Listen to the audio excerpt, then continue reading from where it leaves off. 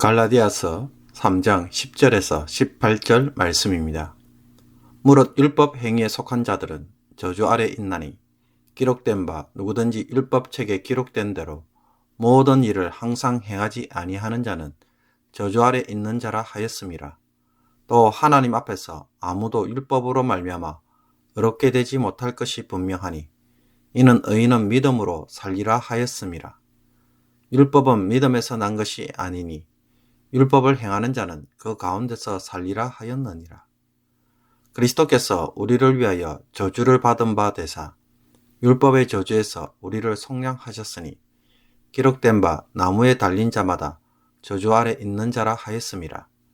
이는 그리스도 예수 안에서 아브라함의 복이 이방인에게 미치게 하고 또 우리로 하여금 믿음으로 말미암아 성령의 약속을 받게 하려 함이라. 형제들아, 내가 사람의 예대로 말하노니 사람의 언약이라도 정한 후에는 아무도 패하거나 더하거나 하지 못하느니라.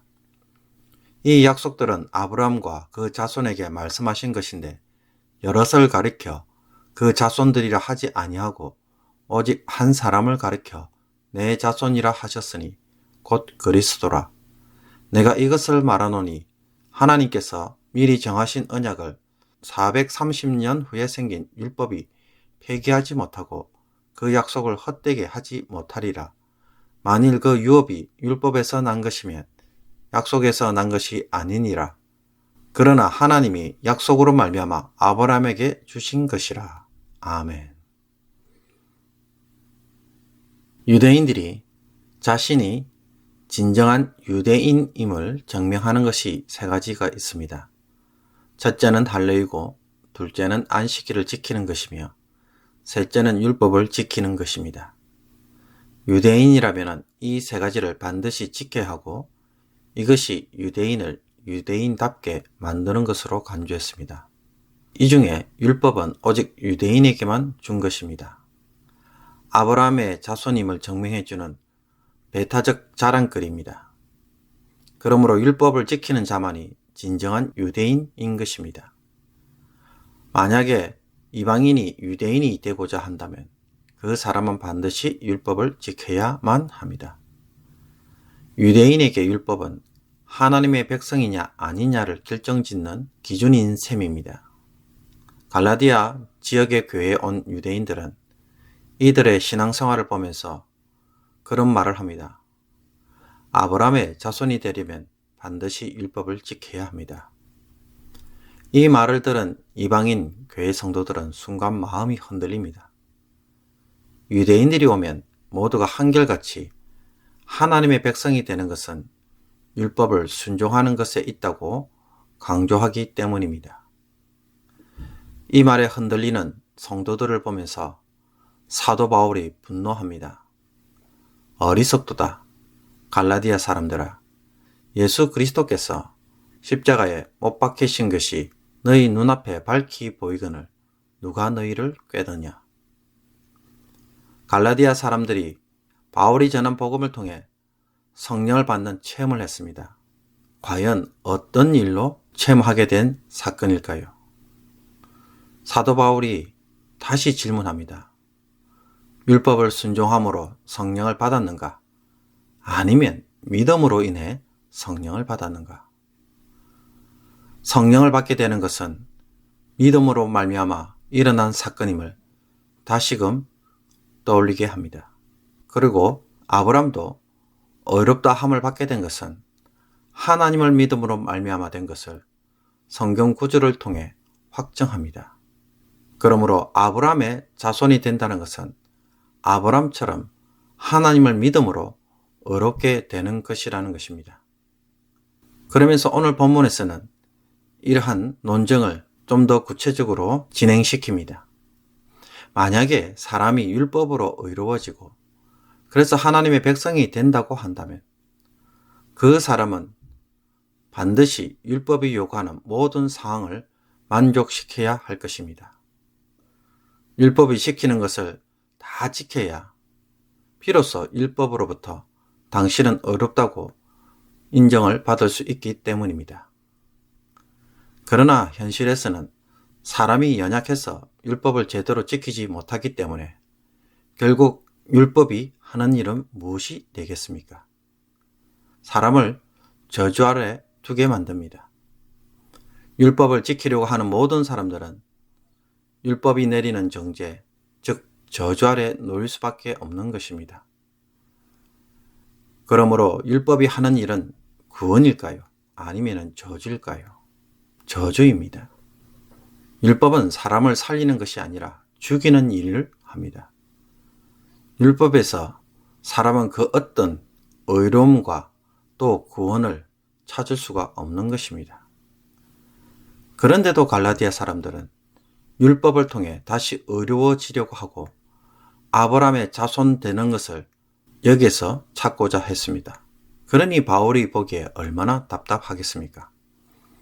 예수 그리스도는 이 율법의 저주를 대신 받고 우리를 율법으로부터 해방시켰습니다. 그러므로 사람이 살 길이 있다면 어디에 있습니까? 예수님이 하신 것을 믿어서 그것을 자신의 것으로 간주하는 그 믿음으로 인해 살게 됩니다. 이것은 아브라함 때부터 하나님이 언약하신 것입니다. 하나님이 아브라함과 언약을 맺을 때 내 자손, 즉 내 씨를 통해 유업을 주시겠다고 했는데 이 씨가 바로 예수 그리스도라고 바울은 강조하고 있습니다. 이렇게 아브라함과 맺은 언약에서 분명히 드러나는데 330년 후에 모세가 준 율법을 들고 와서 하나님의 유업을 받으려고 한다면 율법을 지키는 것에 있다고 주장한다면 어떻게 되겠습니까? 말이 안 된다는 것입니다. 하나님께서 미리 정하신 언약을 430년 후에 생긴 율법이 폐기하지 못하고 그 약속을 헛되게 하지 못하리라. 사람은 평생 하나님 앞에서 부족할 수밖에 없고 죄인일 수밖에 없습니다. 율법을 들여다보면 볼수록 내리는 판단은 나는 저주 아래 죽을 자라는 생각뿐입니다. 이것은 예수 믿기 전이나 후에도 동일합니다. 율법을 통해 의롭게 되려고 하는 것이나 거룩하게 살려는 모든 시도들은 결국 우리 모두를 또 나 자신을 율법의 저주 아래 들어가도록 만들기 때문입니다. 하나님 앞에서 늘 죄짓고 부족한 모습은 죽을 때까지 당연할 수밖에 없습니다. 그러나 하나님은 이 절망 속에서 우리가 살지 않도록 하셨습니다. 예수님을 통해 살 길을 주고 예수님을 통해 하나님을 교제할 수 있게 하고 예수님을 통해 사랑받을 수 있는 길을 열어놓으셨습니다. 또 우리가 기도를 하면은 하나님이 기도를 들어주시는 길도 새롭게 열렸습니다. 그러므로 우리가 어떻게 살아야 하겠습니까? 율법으로 자기를 어렵게 세우려는 것에 삶의 목표를 두겠습니까? 또 그것이 안 되니 율법으로 자기를 정죄하는 일을 통해 매일 죄책감 속에서 살아야 하겠습니까? 하나님은 예수 그리스도를 통해 우리에게 새로운 삶을 즐기고 그 삶을 통해서 살아가도록 복을 주셨습니다. 성령을 받고도 갈라디아 사람들처럼 다시 율법으로 돌아가서 그러면서 또 죄책에 매여 사는 자들이 없기를 바랍니다. 살 길을 주셔서 하나님으로 더불어 새로운 삶을 살도록 하셨습니다. 또 이 은혜를 마음껏 즐기십시오. 정죄 속에서 답을 찾지 말고 하나님이 우리에게 살도록 하게 하신 이 은혜를 절대로 버리지 마십시오. 기도드리겠습니다. 우리를 율법의 저주에서 벗어나 예수 그리스도의 은혜로 살 길을 주심을 참으로 감사합니다. 더 이상 자기를 학대하고 자기를 비난하며 자기를 정죄함으로 어둠에 찬 삶을 살지 않게 하소서. 하나님을 통해 마음껏 교제하고 기도하고 교제하는 삶이 무엇인지 더 깊이 체험할 수 있는 성도가 되게 하여 주옵소서. 은혜로 주신 것을 은혜로 누리게 하시며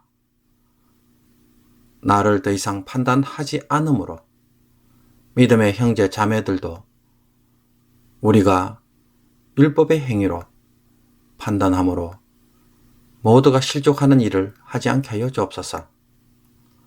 오늘도 세상으로 나갑니다. 예수 그리스도의 이 놀라운 은혜를 세상 사람들에게 자랑하는 삶이 되게 하여 주옵소서. 하나님과 더불어 교제할 수 있게 되는 이 기쁨이 무엇인지 사람들에게 알리는 자가 되게 하여 주옵소서. 오늘도 이 한날을 살아가도록 생명을 주셨사오니 오로지 하나님만을 위하여 살아가는 복된 인생이 되게 하여 주옵소서. 이 모든 것 우리 주 예수 그리스도의 이름으로 기도하옵나이다. 아멘.